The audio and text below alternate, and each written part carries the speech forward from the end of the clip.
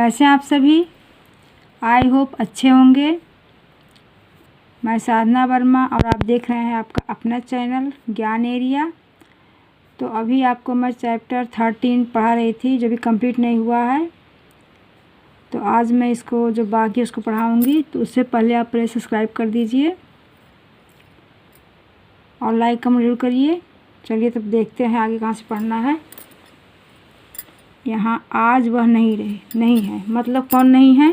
Father कामिल Bulcke, जिसके बारे में स्टोरी लिखी गई है, कही गई है, वो आज दुनिया में नहीं रहे। दिल्ली में बीमार रहे और पता नहीं चला। लेखक कह रहे हैं कि आज वह नहीं रहे मतलब फादर कामिल बुल्के इस दुनिया में नहीं रहे और दिल्ली में बीमार थे बहुत दिनों से, लेकिन उनको पता नहीं चला कि वे बीमार हैं। जबकि बहुत अच्छे इंसान थे, जिससे भी मिलते थे 10 साल बाद अगर वो मिलता तो उससे बहुत अच्छे से बातचीत करते थे और मिलने आते थे। लेकिन ये बीमार पड़े, इनको किसी को पता ही नहीं चला कि बीमार हैं। बाहें खोलकर इस बार उन्होंने गले नहीं लगाया, क्योंकि अब इस दुनिया में नहीं रहे तो कैसे गले लगाएंगे। तो यही बात लेखक कह रहे हैं कि इस बार बाहें खोलकर इन्होंने उन्हें गले नहीं लगाया।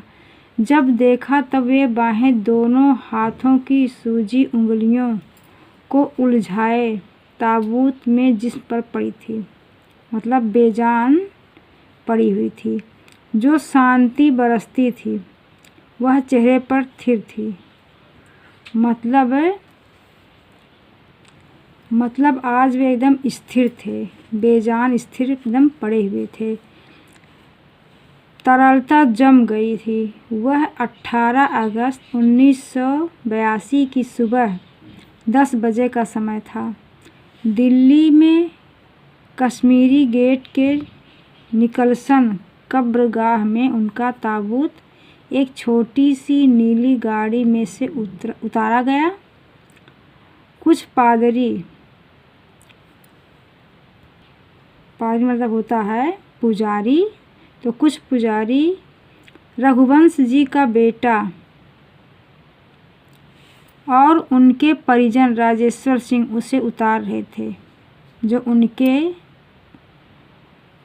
फादर कामिल बुल्के के बेटे थे वही निकाल रहे थे और राजेश्वर सिंह उसे उतार रहे थे। फिर उसे उठाकर एक लंबी संकरी उदास पेड़ों की घनी छांव वाली सड़क से कब्रगाह के आखिरी छोर तक ले जाया गया।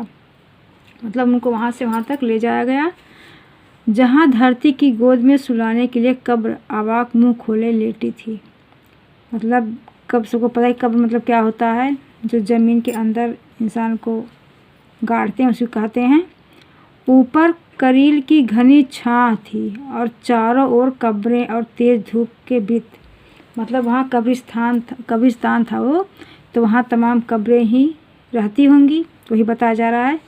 ज्ञानेंद्र कुमार, विजयेंद्र, स्नातक अजित कुमार, डॉक्टर निर्मला जैन और मसीही समुदाय के लोग, पादरीगण मतलब तमाम पुजारी वहाँ पर कई समुदाय के, उनके बीच में गैरिक वसन पहने इलाहाबाद के प्रसिद्ध विज्ञान शिक्षक डॉक्टर सत्यप्रकाश और डॉक्टर रघुवंश भी, जो अकेले उस संकरी सड़क की ठंडी उदासी में बहुत पहले से खामोश दुख की, क्योंकि जब कोई इस पार जाता है इसमें रहता तो लोग मौन ही रहते हैं, मौन धर के रहते हैं, तो इसी तरह सब लोग दुख में खामोश खड़े हुए थे वहाँ पे और दुख की किन्हीं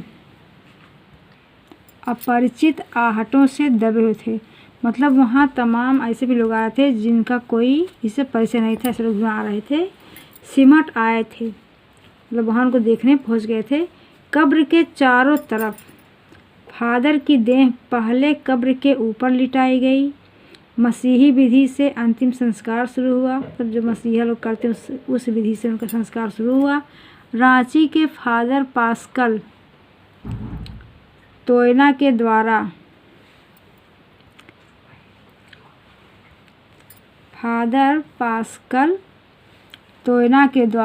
मतलब फादर जी के द्वारा उन्होंने हिंदी में मसीही विधि से, क्योंकि हिंदुस्तान में रहते थे इसलिए हिंदी में मसीही विधि से प्रार्थना की। फिर सेंट जेवियर्स के रेक्टर फादर पास्कल ने उनके जीवन और कर्म पर श्रद्धांजलि अर्पित करते हुए कहा, फादर बुल्के धरती में जा रहे हैं। उन्होंने कहा कि फादर बुल्के धरती में जा रहे हैं, इस धरती में ऐसे रत्न और पैदा हों, क्योंकि वे रत्न की तरह ही थे, लोगों से बहुत प्रेम करते थे और लोगों के दुखों को दूर करते थे, तो इसलिए उनको रत्न कहा गया। डॉक्टर सत्यप्रकाश ने भी अपनी श्रद्धांजलि में उनके अनुकरणीय जीवन को नमन किया।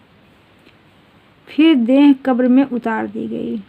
तब उनके बारे में सोचकर फिर उनको कब्र में लिटा दिया गया।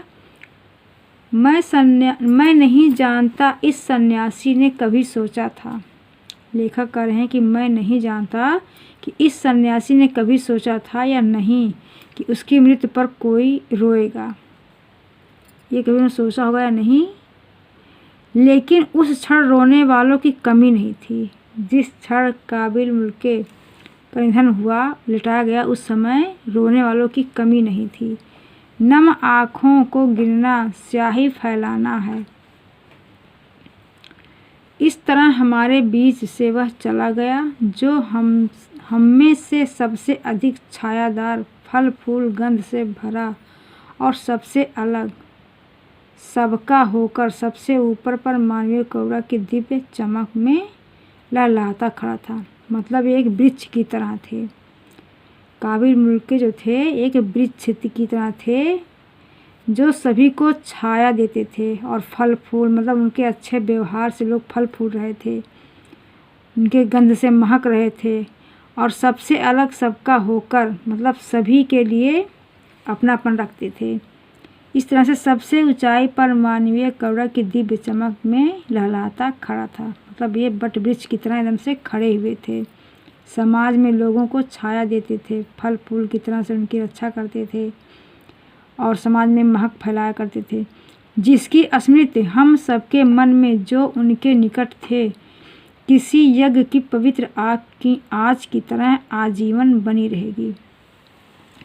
जैसे किसी पूजा पाठ की याद होती है, उसकी पवित्र आग होती है, उसी तरह इनका जीवन भी बना रहेगा जिन्होंने अच्छे कर्मों से सींचा था। मैं उस पवित्र ज्योति की याद में श्रद्धानत हूँ। और लेखक कह रहे हैं कि मैं उस पवित्र आत्मा, मतलब जो इतने अच्छे कर्म जिन्होंने किया, उनकी याद में मैं हमेशा श्रद्धानत रहूँगा, मतलब मस्तक रहूँगा।